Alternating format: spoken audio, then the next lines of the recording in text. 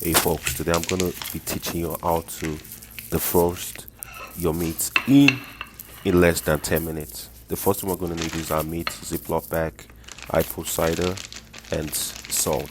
The first thing you wanna do is find the Ziploc bag, put your meat, either your chicken breast, either your beef, name it, put it inside the Ziploc bag.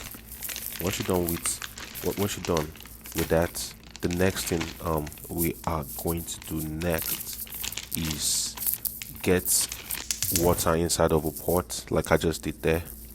Once you get your pot on the cooker, you want to add a cup or a cup and a half of water.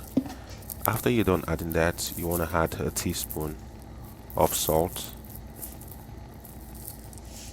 Once you're done adding a teaspoon of salt, the next thing you want to add is your apple cider vinegar.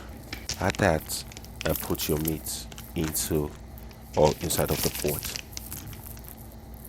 Leave that guy there for just good 5 minutes. Just let it boil.